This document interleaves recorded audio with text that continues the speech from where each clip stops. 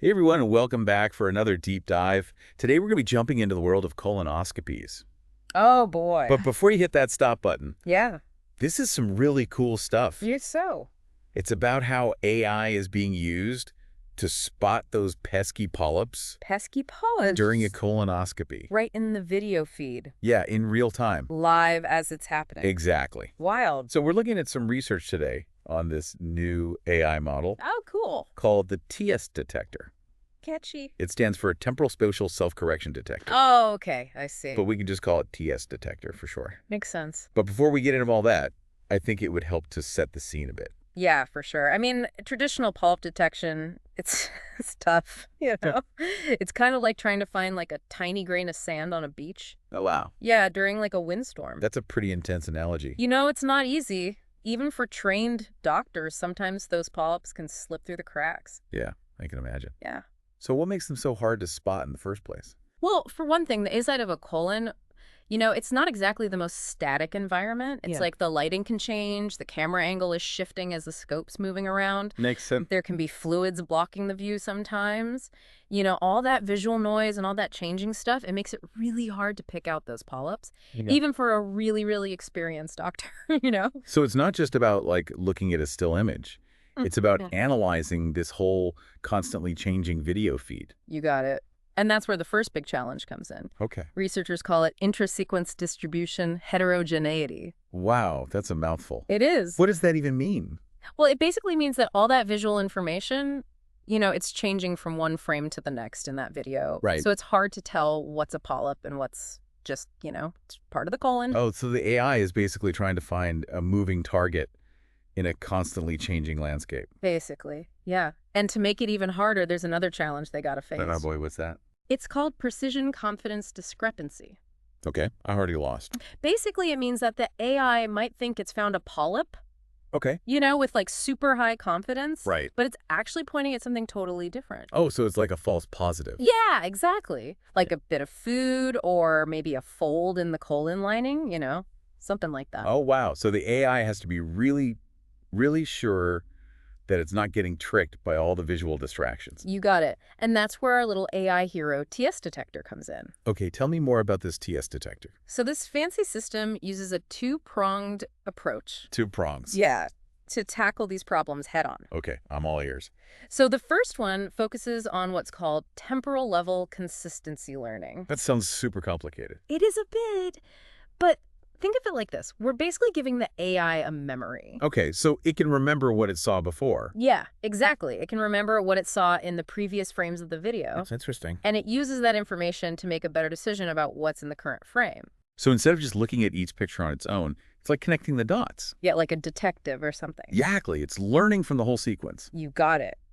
And they call this global temporal-aware convolution, or GTCon. GT-con. It basically means that the part of the AI that analyzes the image, Uh. that thing called a convolution kernel? Okay, It's actually learning from the video's past. I see. It's not just looking at each frame as like a separate snapshot. Exactly. It's more like one of those fancy security cameras. Oh, right. The ones that can analyze footage over time? Yeah, to spot suspicious patterns. Right. It's not just looking at one moment, it's connecting the dots. Right, right. I get it. Oh. So what about the second prong? What's that all about? Okay, so this one is called spatial level reliability learning, and it gets even more clever here. Okay, lay it on me. Instead of looking at each potential polyp on its own, Okay. the AI actually looks at the relationships between them. So it's looking for like patterns or clusters of polyps. You got it. If it sees a bunch of likely polyps all grouped together, that boosts its confidence that it's actually seeing the real deal. Makes sense. This technique is called position-aware clustering, or PAC-PAC. Pack. So it's like a detective, Yeah. gathering evidence. Yeah. If multiple clues point to the same suspect, it strengthens the case. Exactly. And in this case, the clues are the relationships between those potential polyps. I like it. So did this cleverness actually work? Did TSDetector live up to the hype? Well, they tested it out, Okay. on 3 different data sets. 3. Yeah, Plenty. SNN, CVC, ClinicDB, and PSLO. Why so many? Well, they wanted to see how it would perform in different, real-world scenarios. Makes sense. So what were the results? Let's just say they were pretty impressive. Okay, I'm dying to know. Give me the scoop. All right, so on the SLN dataset, which is the biggest and most comprehensive one for video polyp detection, Okay. TSDetector had a polyp detection rate of 95.30%. 95%. So it's basically catching almost all of them. Pretty much. Wow, that's amazing. What about all that visual noise we talked about? Was it able to handle those tricky situations where the video wasn't perfect? That's where TSDetector really shines, thanks to that temporal learning, Right. It was way better at spotting polyps even when the video quality wasn't great. So fewer missed polyps. Exactly. That's huge. It is. And there's another win. Okay, tell me. It also really cut down on false positives. So fewer unnecessary biopsies. Exactly. A win for everyone involved. This all sounds like really good news for patients. It is. And for doctors, too, I'd imagine. For sure. Okay, so we've covered all the technical stuff, and it sounds like TSDetector is a potential game changer. Yeah. But let's zoom out for a sec and talk about what this means for the average person. Yeah. Like our listeners out there. How could this research impact their lives? That's a great question. Yeah. And it leads to some really exciting possibilities. If AI can get this good at spotting polyps, just imagine what that could mean for colonoscopies in the future. Faster, more accurate, and hopefully less invasive. That sounds pretty good to me. It does. And that's just the beginning, when it comes to the potential of AI in healthcare. So many possibilities. So, But before we get carried away with all the future predictions, right. I think it's time to unpack some of those real-world implications a little bit more. Yeah, good idea. You're right. It's not just about the tech. It's about how it helps people. Exactly. So what were some of the big takeaways from the research that you think our listeners should know about? Okay, so one of the most interesting things they found was how much TSDetector reduced those false positives. Okay. Like we were talking about before. Yeah. Remember those times when the AI thinks it's found something, but it's really just a piece of food or something? Right. Well, the research showed that TSDetector cut those down by a whole 17%. 17%? That's a lot. Yeah, it's a big difference. So what does that actually mean for patients in the real world? It means that thousands of people could avoid unnecessary biopsies. Yeah, biopsies can be uncomfortable and they carry a little bit of risk. Right. And they add to the cost of healthcare, Yeah, that makes sense. Yeah. So reducing those false positives is a win for everybody. It really is. And it's not just about biopsies either. Imagine if colonoscopies were faster and easier thanks to AI. Yeah. Shorter wait times, lower costs, maybe even less need for sedation. That would be amazing. It would. And the team behind TSDetector thinks we could see this happening in hospitals in just a few years. Wow, that's soon. So this polyp detection breakthrough makes me wonder, what other medical things could AI be really good at in the future? That's the question everyone's asking, Yeah. If AI can be this good at finding those tiny polyps in a video, just think about all the other conditions it could help with. Yeah? Cancer, heart disease, neurological problems. Wow. It sounds like AI could revolutionize healthcare. It really could. And it's not about replacing doctors. It's about giving them a new tool, Like an AI assistant. Exactly. A super-powered assistant that helps them see things they might have missed. So it's more about humans and AI working together. Yeah, a collaboration. That's what's really exciting about the future of medicine. Okay, so we've talked about AI changing how we do colonoscopies. Yep. And now I think it's time to blast off into space Blast off. and talk about the James Webb Space Telescope. It's an amazing piece of technology. It really is. We've got some research here that's giving us a glimpse of how solar systems are born. Like looking back in time. Yeah, it's like a time machine. Yeah. But instead of traveling through time, we're looking through space to see things that happened billions of years ago. It's incredible. It is. So tell me more about this research. What have they found? Well, the paper we're looking at focuses on a young star. Okay. It's a lot like our sun, but much younger. And they found something really cool around this star. I'm on the edge of my seat. They found a protoplanetary disk. Protoplanetary disk.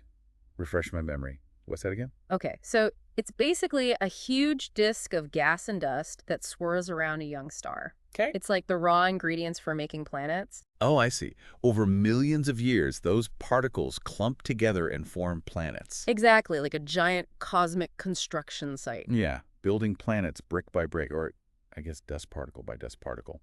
That's a good way to put it. And get this. The James Webb Telescope has taken these incredible pictures of this disk. Wow. And you can see gaps and rings in the swirling dust. Gaps and rings. What do those mean? Well, scientists think those gaps and rings are signs that planets are forming right now. Really? Yeah. Imagine a planet moving through all that dust. Its gravity clears a path and creates those patterns. So we're actually watching a solar system being born. Yeah, billions of miles away. That's mind-blowing. It is. And these observations are giving us so much new information about how our own solar system formed. So the James Webb Telescope is like a window into the past of our solar system. It really is. It's incredible. It's amazing to think that we can see these things from Earth. And it makes me wonder, what else will the James Webb Telescope find? That's what's so exciting about it. This telescope is just getting started. And it's already blowing everyone's minds. It's like we have this brand new way to see the universe. It's a whole new era of space exploration. It really is. Okay, so we've got AI that could revolutionize colonoscopies, and a space telescope that's like a time machine showing us the birth of solar systems. It's a lot to take in. I know. It's amazing how far we've come in science and technology. It is. But I think it's important to remember something. What's that? You know, with great power comes great responsibility. What do you mean? Well, as we create these powerful technologies like AI and incredible telescopes, we have to think about the ethical side of things and what could go wrong. That's the point. For example, with AI, we have to make sure it's used responsibly in healthcare. Right. Making sure it helps people without causing any harm or making existing problems worse. I agree.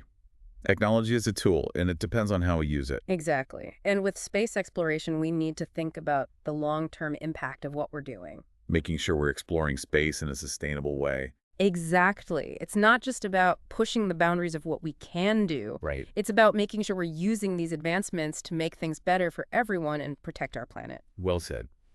So speaking of the future of humanity, let's move on to our final topic for today's deep dive. That was good. We're going from the vastness of space to the intricacies of the human brain. The final frontier. That's right. We're diving into the latest research on consciousness. Oh, wow. This is some deep stuff. It is. We're talking about that age-old question. Yeah. What is consciousness, and where does it come from? It's a question that's been around for centuries. It has. Yeah. And now, thanks to all the advances in brain imaging and computer modeling, we're starting to get some really interesting clues about how consciousness works in the brain. It's fascinating. It is.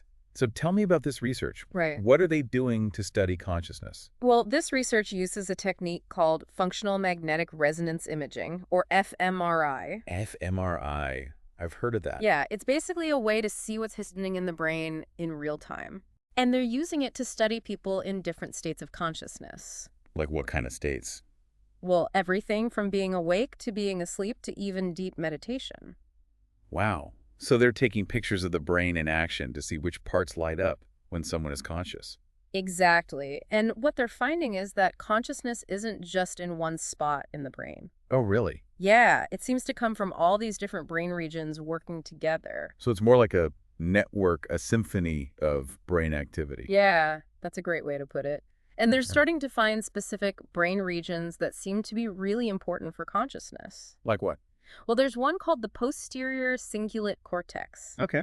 And it seems to be super active when people are aware of their surroundings and their own thoughts and feelings. So it's like the control center for consciousness. It might be. It's still early, but these findings are really interesting. Yeah. And as we learn more about how consciousness works, it could change how we think about everything. Yeah, from how we perceive things to how we make decisions to even the nature of reality itself. Wow. That's pretty mind-blowing. It is. You know what's interesting? We've talked about AI that can do amazing things.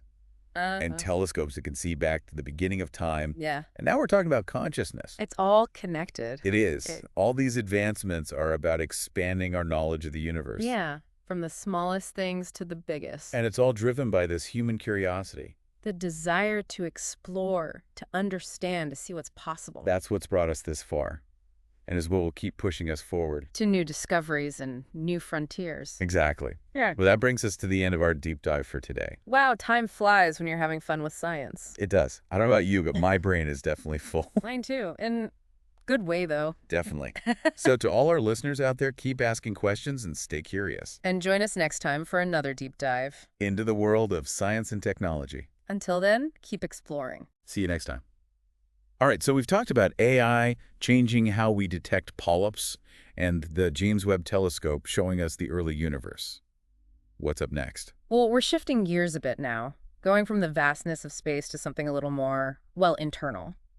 Okay. I'm intrigued. We're going to dive into the world of the human microbiome. The microbiome.